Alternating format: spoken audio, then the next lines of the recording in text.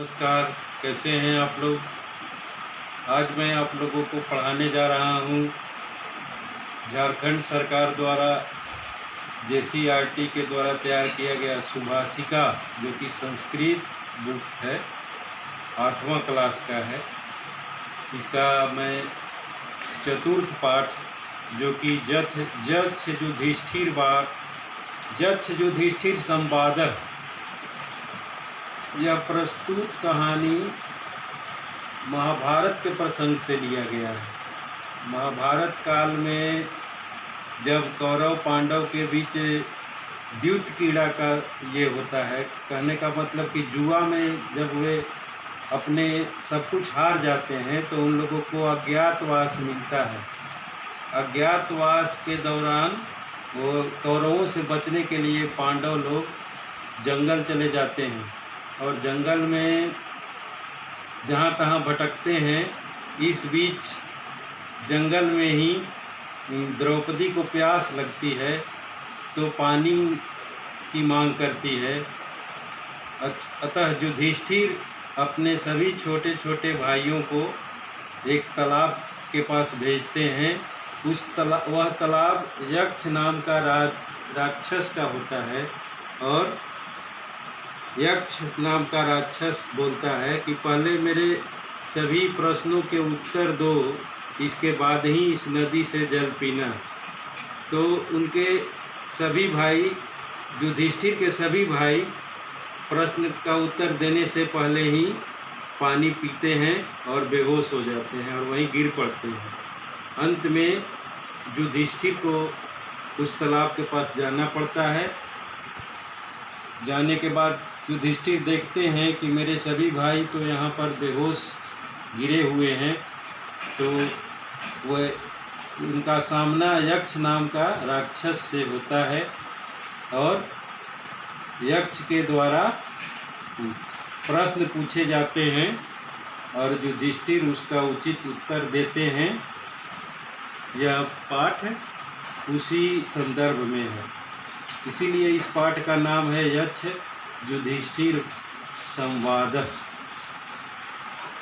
आइए इसको देखते हैं।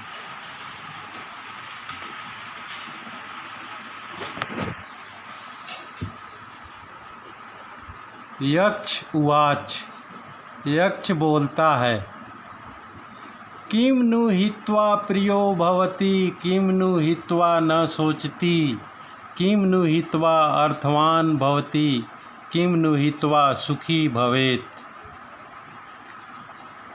यहाँ कुछ मीनिंग भी दिए गए हैं।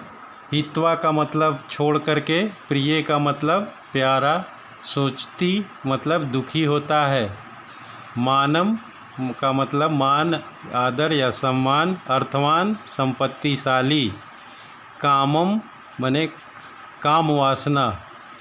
तो आइए, किसको छोड़कर हम प्रिय हो सकते हैं, किसको छोड़ कर के दुखी नहीं होना चाहिए और किसको छोड़ कर के हम संपत्तिशाली हो सकते हैं और किनको छोड़ कर के सुखी हुआ जा सकता है। तो यक्ष के दिए गए पूछे गए प्रश्न के जवाब में युधिष्ठिर उवाच, युधिष्ठिर बोलते हैं, मानम हित्वा प्रियो भवति, क्रोधम हित्वा न शोचति, कामम हित्वा अर्थवान भवति, लोभम हित्वा सुखी भवेत्।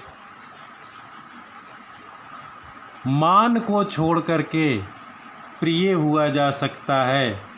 मान मतलब आदर को छोड़ करके हम प्रिय हो सकते हैं सबके। क्रोधम हित्वा न शोचति, क्रोध को त्याग करके, क्रोध को छोड़ करके हमको दुखी नहीं होना चाहिए। न सोचती, दुखी नहीं होना चाहिए। कामम हित्वा अर्थवान भवति, काम वासना को छोड़ करके हम संपत्तिशाली या धनवान हो सकते हैं। अगर हमको रुपये पैसे की चाहत है तो हमें काम वासना को त्याग करना होगा, तभी हम संपत्तिशाली या धनवान हो सकते हैं। लोभम हित्वा सुखी भवेत्, और लोभ का त्याग करके हम सुखी हो सकते हैं। अगला प्रश्न यक्ष करता है युधिष्ठिर से पुनः। यक्ष उवाच केन स्विदावृतो लोकः केन स्विन्न प्रकाशते केन त्यजति मित्राणि केन स्वर्ग न गच्छति। किससे ढका हुआ यह लोक है, संसार है, सारा संसार किस चीज़ से ढका हुआ है। और केन स्विन्न प्रकाशते, किससे होकर प्रकाश नहीं हो सकता है।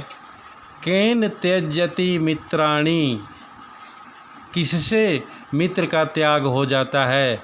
और केन स्वर्ग न गच्छति, और कौन स्वर्ग, किसके द्वारा स्वर्ग नहीं जाया जा सकता है।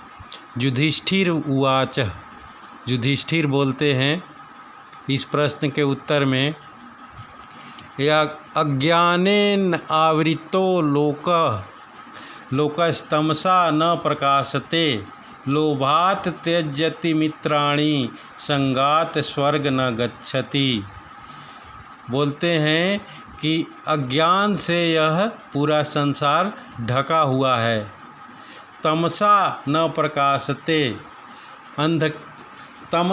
तमस माने अंधकार, अंधकार से होकर प्रकाश नहीं जा सकता है।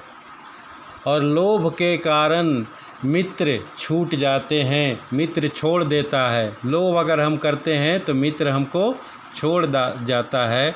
और संगति के कारण स्वर्ग नहीं जाते हैं, स्वर्ग संगति से हम स्वर्ग नहीं जा पाएंगे। अगला यक्ष प्रश्न करता है, मृतः कथम स्यात् पुरुषः कथम राष्ट्रम मृतम भवेत् श्राद्धम मृतम कथम वा स्यात् कथम यज्ञाम मृतः भवेत्। यहाँ कुछ मीनिंग है, इस पर ध्यान देंगे। अज्ञानेन अज्ञानता से, संगात संगति से, मृतः मरा हुआ, कथम कैसे क्यों, स्यात् मने हो, भवेत मने होना चाहिए, श्राद्धम मने अनुष्ठान, अश्रोत्रियम मतलब वैदिक मंत्रोच्चारण रहित, अदक्षिणम मतलब दान से रहित, दक्षिणा से रहित। अब आइए देख लेते हैं 5वें नंबर श्लोक को। श्राद्धम मृतम कथम, कौन सा अनुष्ठान मरा हुआ है, कौन सा श्राद्धम मृतम कथम, कौन सा अनुष्ठान मरा हुआ के समान है। कथम यज्ञम मृतम भवेत, और कौन सा यज्ञ मरे हुए के समान है।